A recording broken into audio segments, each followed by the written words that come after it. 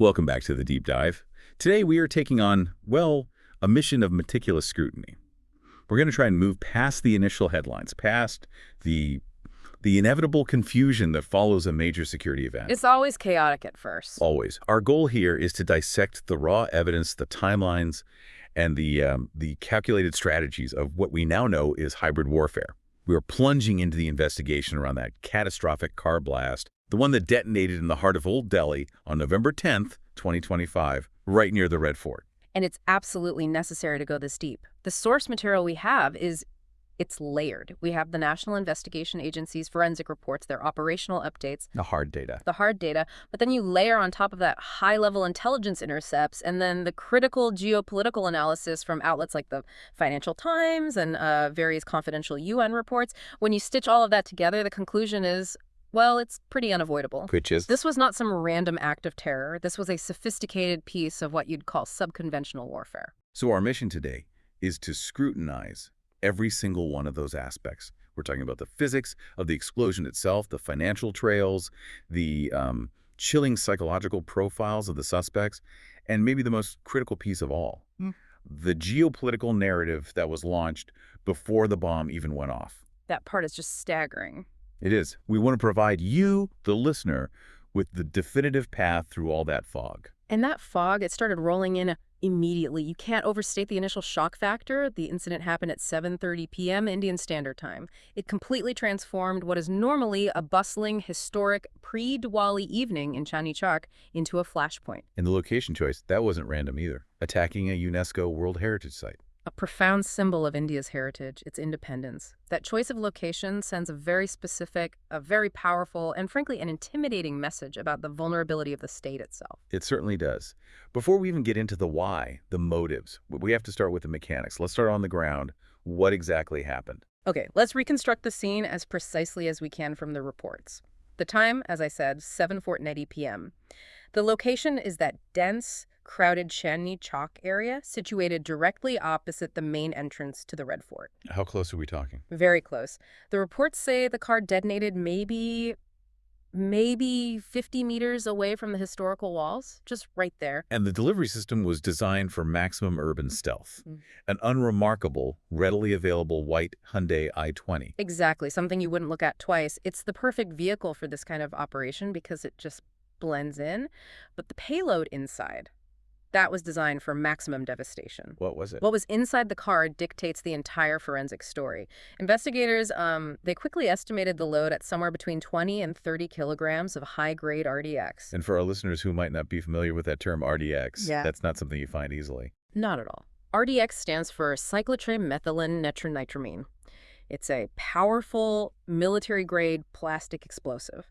You know, unlike crude fertilizer-based explosives that can be, well, home-brewed, RDX requires a specific state or a highly sophisticated organizational source. So its presence alone tells a story. It instantly confirms a foreign high-level supply chain.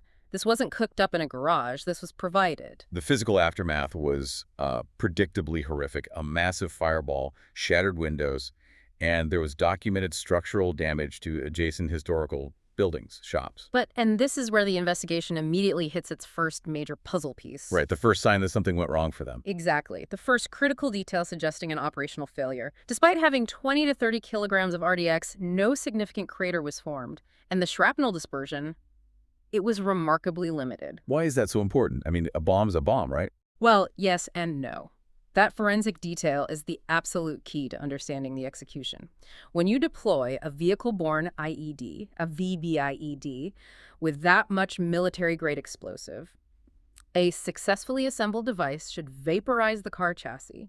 It should create a deep impact crater and project fragmentation shrapnel very widely. And that didn't happen here. The lack of both immediately told the Bomb Disposal Unit and the NIA that the IED was, and this is a direct quote from their report, incomplete and improperly assembled. Wow. This is critical because it points away from a professional, perfectly deployed device, and it points toward an internal failure of the cell itself.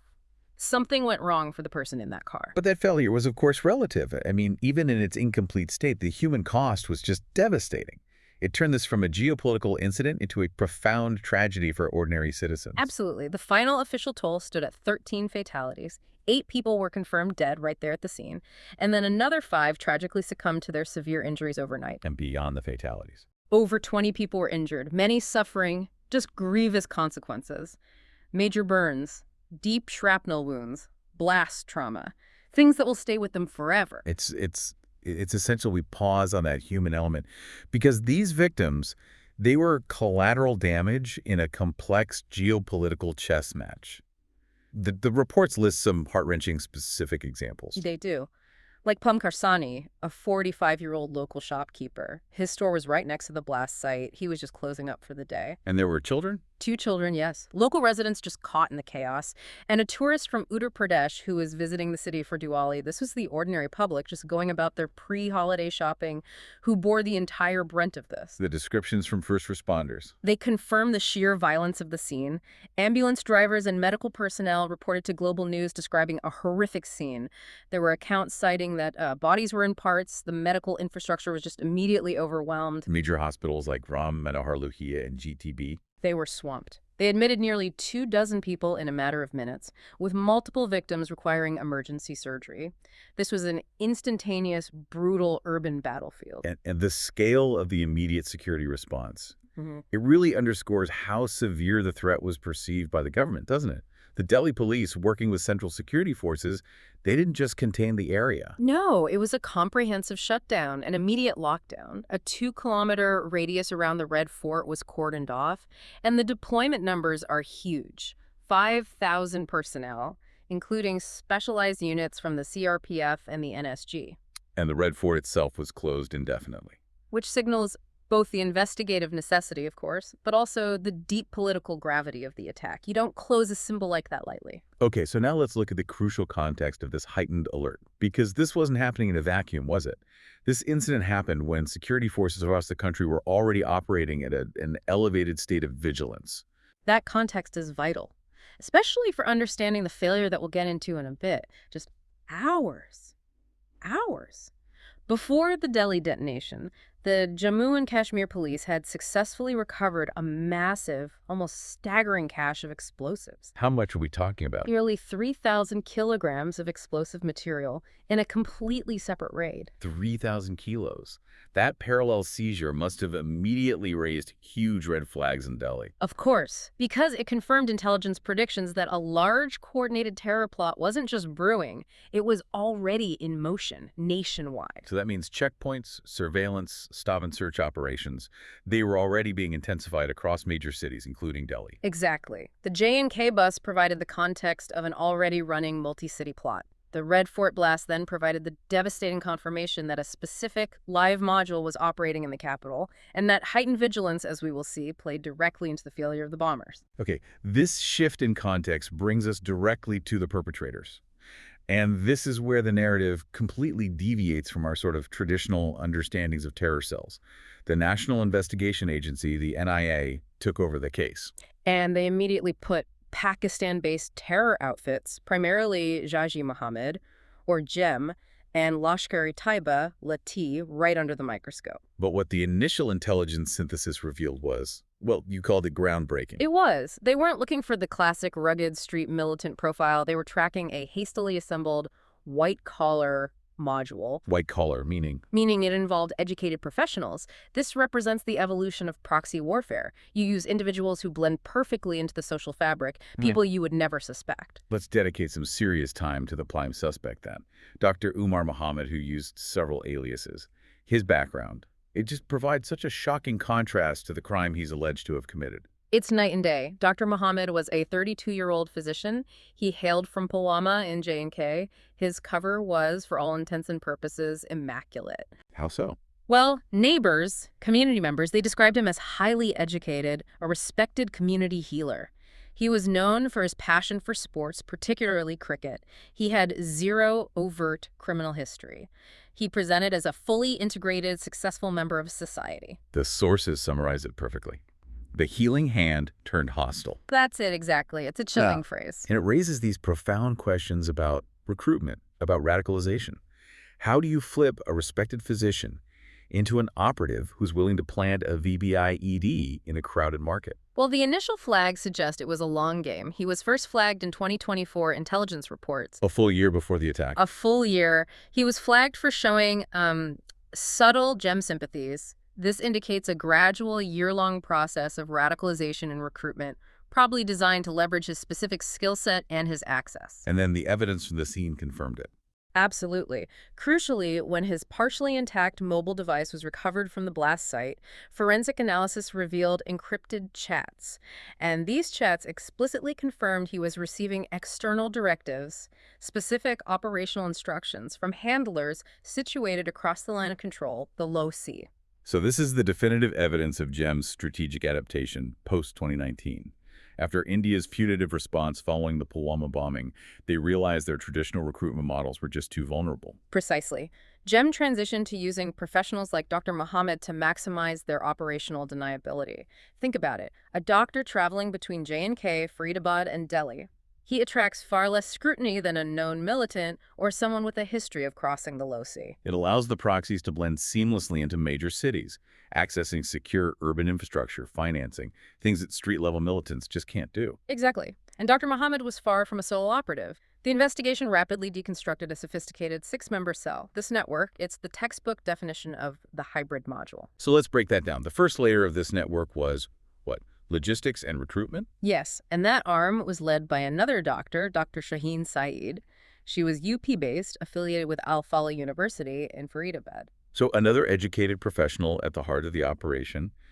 And what was her designated strategic role? Her primary role was to build JeM's women's wing. And this wasn't for combat, it was for logistics, recruitment, and establishing safe houses. Which is a classic, highly effective tactic in urban warfare. It is, because agencies historically tend to focus their resources on profiling male terror suspects.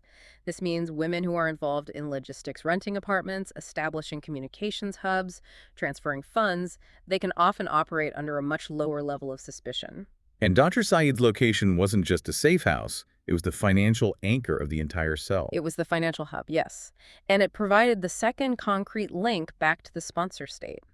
A raid on her rented flat in Faridabad yielded fake identification documents and a significant sum of cash, 5 lakh rupees. And that cash was crucial because it allowed the NIA to trace the financial trail. A direct trail. That cash was quickly confirmed as Hawala funds. For listeners, Hawala is an informal, trust-based system for transferring value without physical money movement or traditional banking records. It's very hard to trace. But they traced it.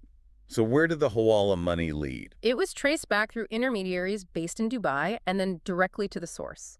Polk-based JeM front organizations, specifically a group called the Al Rahman Trust.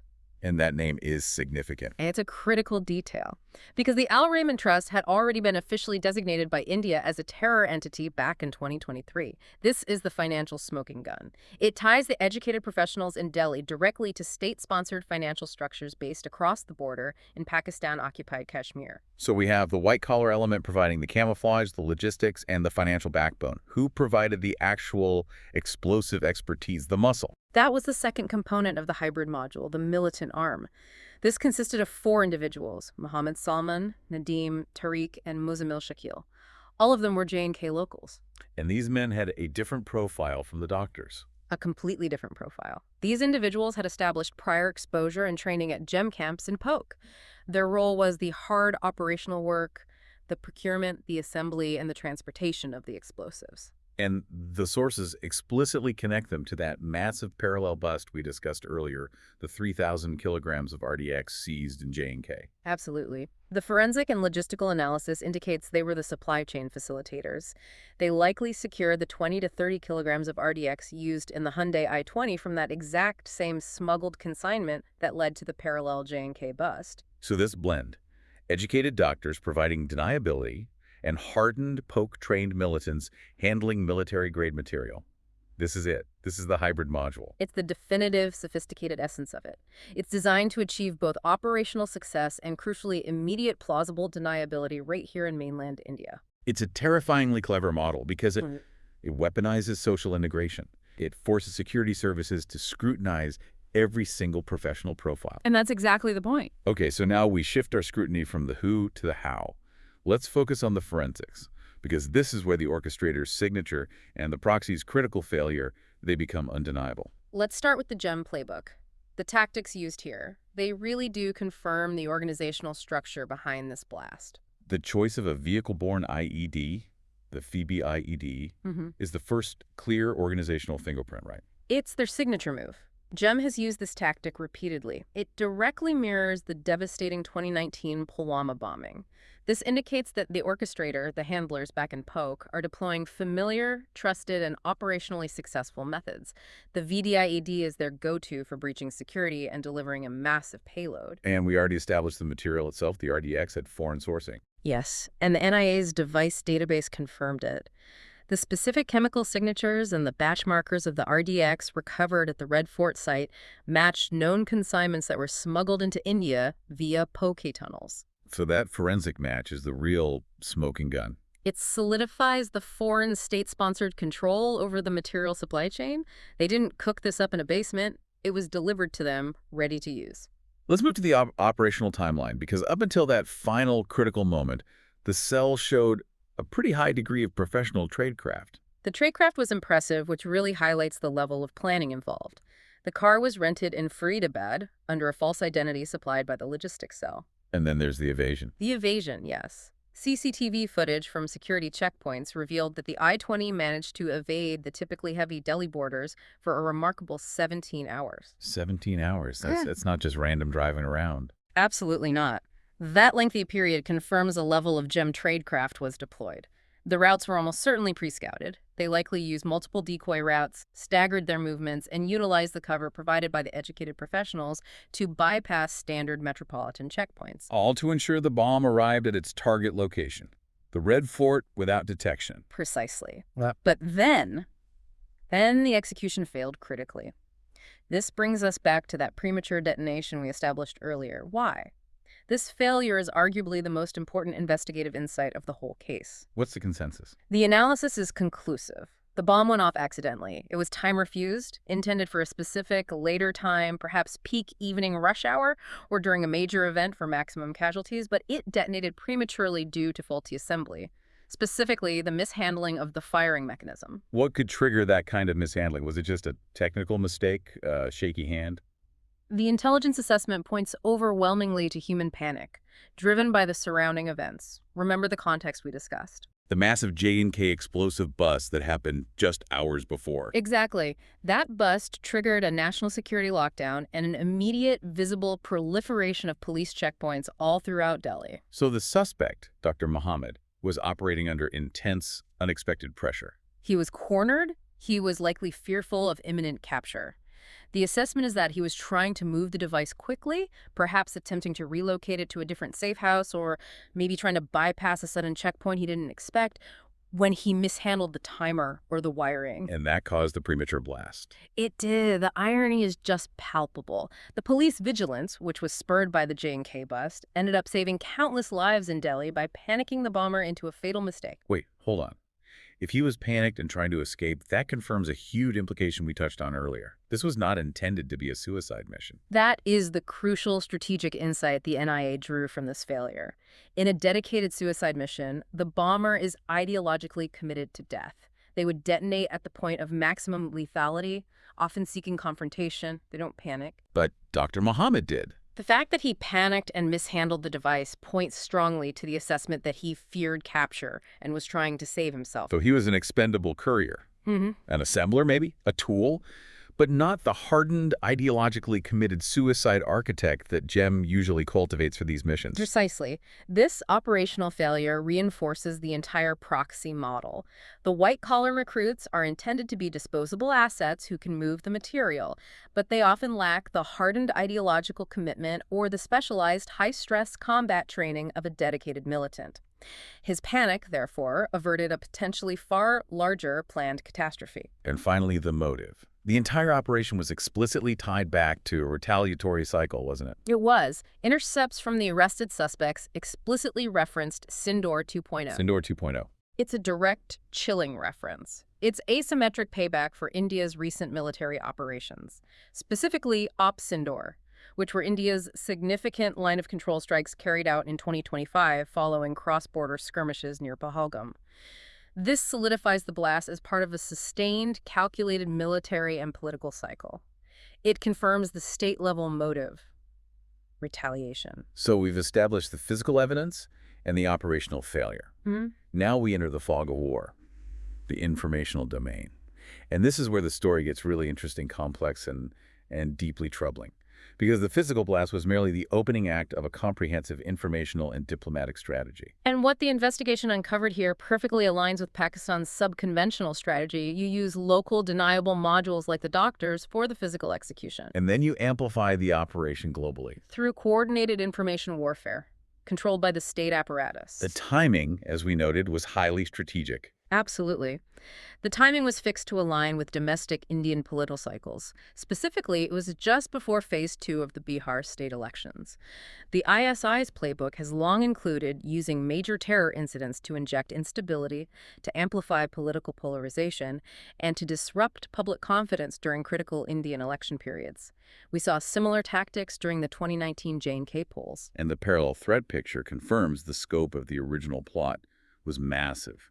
It wasn't just Delhi. No, the simultaneous busts we discussed in Gujarat and Haryana, where arms and drone components were seized, indicated that a multi-city destabilization plot was foiled midstream. The Red Fort was the one component that managed to launch, albeit unsuccessfully. This network was designed to hit multiple nodes across mainland India. Which highlights the sheer scale of the coordinated attempt. Okay, let's scrutinize PSYOPs number 1. This is the most staggering piece of intelligence we have. The preemptive false flag narrative deployed by Pakistan's military media wing, the Inter-Services Public Relations, or ISPR. The timeline here is crucial, and it's undeniable, based on publicly available communications data. The ISPR released an official communication labeling the Red Fort incident a false flag operation at 6:47 p.m. Indian Standard Time. Okay, I have to pause on that for a second. We established the actual blast occurred at 7:30 p.m. That's correct. We have a clear 43-minute window where Pakistan's official military media apparatus was already actively pushing a deflection narrative. They were claiming the impending attack was an Indian staging before their own proxy had even detonated the bomb. 43 minutes before the explosion. This doesn't just suggest foreknowledge. This suggests they had the entire narrative framework locked and loaded, just waiting for the clock to strike. It's conclusive evidence of state-level orchestration and direct tactical coordination with the terror cell. There's no other explanation. What's the purpose of doing that? It's to preemptively muddy the waters, globally and domestically. It ensures that the moment the news breaks, a ready-made counter-narrative exists to deflect blame. They needed to immediately sow doubt about who the true perpetrators were. And once the blast did happen, we saw the immediate, if crude, amplification of this disinformation. We did. Hours later, a viral post surfaced, which was quickly claimed by Letta. However, intelligence analysts swiftly debunked it as a fabrication. But the speed demonstrates the mechanism. They immediately leveraged disinformation across social media to maximize chaos, to confuse initial international reporting, and to play directly into the ISPR's overarching psychological operations strategy. So that's PSYOPs 1. Now we move to PSYOPs 2, which is the mechanism they use to manage the international optics, the strategic Islamabad diversion. Right. Just 24 hours after the Delhi blast, around 7 p.m. Pakistan time, a separate suicide car bomb detonated in Islamabad's secure blue area. It resulted in 7 fatalities and 15 injuries. And that was claimed by the Tehrik-i-Taliban Pakistan, the TTP. It was, but Pakistan's ISPR immediately attempted to link this internal attack back to India, alleging unverified Indian sponsorship. And just like that, it created a perfect, disturbing symmetry in the global news cycle. And that symmetry was the entire point, wasn't it? It was the entire point. While forensic analysis showed the explosive residue in Islamabad, a TNT RDX mix, was different from the pure RDX at the Red Fort, the timing fueled immediate, intense speculation. It was intentionally orchestrated. Even a former Pakistani officer, Adil Raja, publicly warned that this could be an ISI-orchestrated diversion designed to serve a larger strategic goal. And what was that primary strategic goal of staging a counterblast on their own soil? It's twofold, and it follows the playbook we saw after previous major incidents like Pulwama. First, it allows Pakistan to instantly portray itself as a mutual victim of global terror. We suffer too. That mitigates the international condemnation for the Red Fort attack. And second, Second, and most critically, by creating this symmetrical violence, they manage international optics in a way that is designed to invoke U.S. and EU mediation efforts immediately.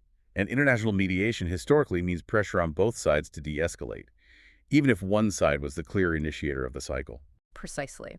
Which brings us to the international asymmetry. The Financial Times analysis specifically highlighted this. U.S. statements expressed strong anti-terror solidarity with Pakistan regarding the Islamabad blast, but their language concerning the Delhi attack was notably muted. And that asymmetry has massive geopolitical consequences. It translates directly into pressure on India. It successfully pressures India against any form of conventional or overtly aggressive retaliation, like airstrikes or cross-Lhasa action.